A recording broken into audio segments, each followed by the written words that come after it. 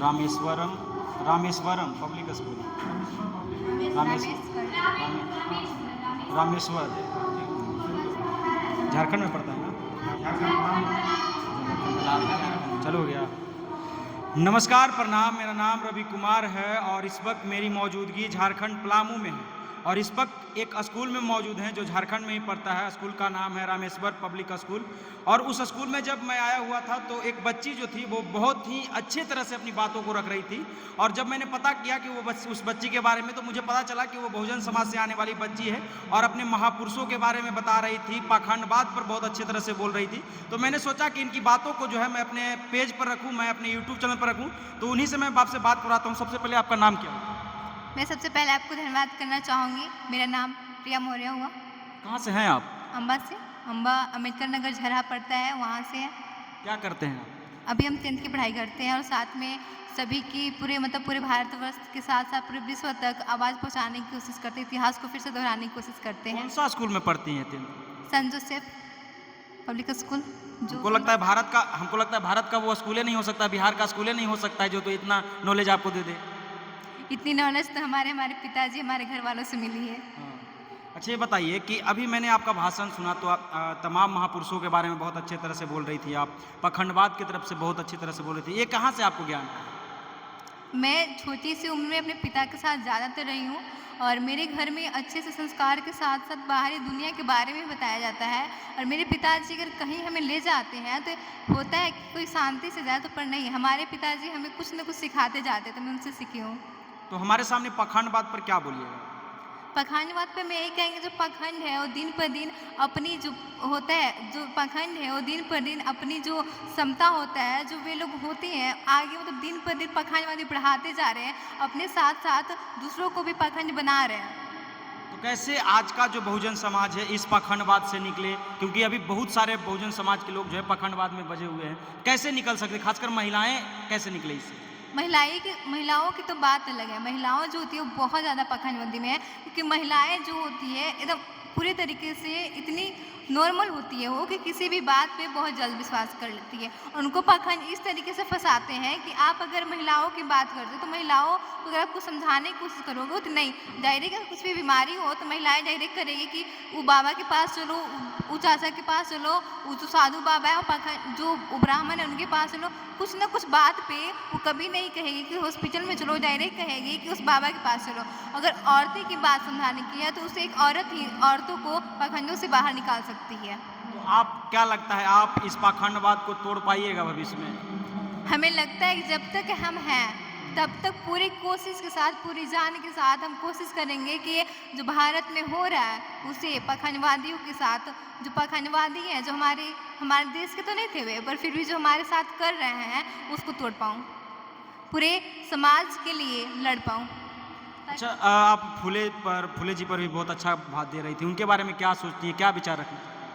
फूले जी, भले उनका जन्म 3 जनवरी को हुआ था, जब उनका जन्म हुआ था तब हम नहीं थे, पर हाँ उनकी कहानियाँ से, उनके इतिहास से हमें लगता है पूरे भारतवर्ष में फिर से फूले होना चाहिए। पूरे भारतवर्ष को जो फूले जी चाहती थी भारतवर्ष को बनाना, वो बनना चाहिए। पूरे समाज में पूरी लड़कियों को बाहर निकलना चाहिए और बाहर की दुनिया के साथ साथ पूरी पढ़ाई करनी चाहिए जो फूले जी करना चाहती थी। और जो लड़कियों के साथ गलत हो जा रहा है, बार बार जो सेल्फ डिफेंस बन रही है पर उनके साथ हमेशा कुछ ना कुछ गलत हो जाता है, तो उनके लिए मैं कहूँगी कि हिम्मत खुद को रखना होगा, ताकि समाज से अगर एक एक करके लड़ेंगे तो ऐसे ही होगा। अगर हम एक साथ मिलकर पूरे समाज से लड़ने की कोशिश करेंगे तो हम कुछ ना कुछ जरूर कर पाएंगे। जैसे फूले जी और प्रतिमा सिंह 2 थे, उन लोगों ने कोशिश करके पूरे समाज को अपना बनाया था, तो हम भी कोशिश करते हैं पूरे समाज को अपना बनाने के लिए, एक साथ सबको मिलजुल कर लड़ने के लिए समाज से।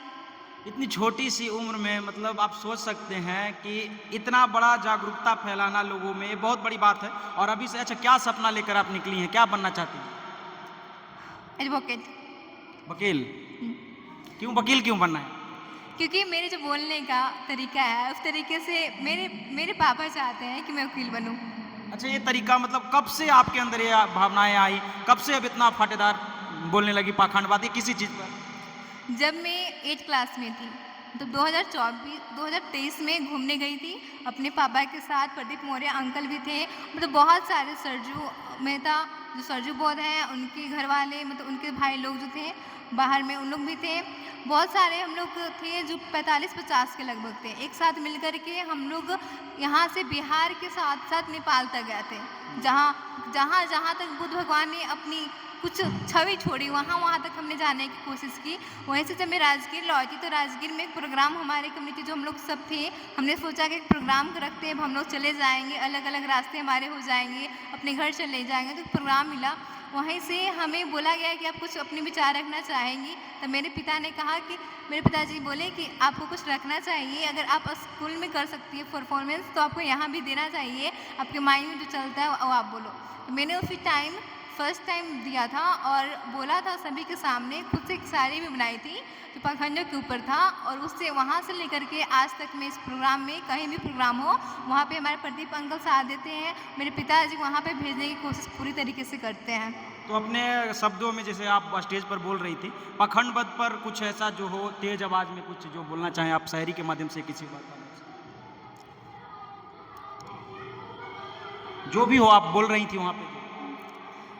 हम पूरे 200 साल अंग्रेज की गुलामी करते हैं कि हम पूरे 200 साल अंग्रेज की गुलामी करते हैं और अब हम गुलामी करें क्या पखंडों की कि और क्या अब हम गुलामी करें पखंडों की जो हमारे देश के नहीं थे पखंड, जो देश के नहीं थे हमारे पखंड, क्या उनकी गुलामी करना अब हमारी ज़रूरी है। माना अब हमारे समाज में नहीं रहा इतिहास, माना अब हमारे समाज में नहीं रहा वो इतिहास, पर क्या उस इतिहास को दोहराना ज़रूरी नहीं, पर क्या उस इतिहास को दोहराना ज़रूरी नहीं। पखंडवादी तो अपनी समानता फैला ही रहे हैं, पखंडवादी तो अपनी समानता फैला ही रहे हैं, तो क्या हुआ आज हम गुलामी फिर से करें जो हमारे पूर्वजों ने की थी। पर एक बात याद रखना अगर हम फिर से पखंडों की गुलामी हो गए या किसी की भी गुलामी हो गए तो हम लोग गुलामी से निकल नहीं पाएंगे, क्योंकि अब हमारे समाज में एकता ना रहा। और कुछ लोग तो बात पे कहते हैं संविधान बदलने की, अरे अब कुछ लोग तो वही पखंड कहते हैं बात पे संविधान बदलने की। पर उन्हें बता दूं मैं कि जब तक हम अम्बेडकरवादी जिंदा हैं कभी संविधान के पन्ना तक बदलने की कोशिश मत करना, कभी संविधान के पन्ना तक बदलने की कोशिश मत करना। तो ये देखिए अपनी बातों को बहुत अच्छी तरह से इन्होंने रखा और सोचिए कि ये जागरूकता इतनी छोटी सी उम्र में फैला रही है तो कहीं ना कहीं समाज के लिए और ये भारत देश के लिए बहुत ही अच्छा संदेश हो सकता है। बाकी इस वीडियो के बारे में आप क्या सोचते हैं कमेंट करके जरूर बताइएगा। जय हिंद, जय भारत।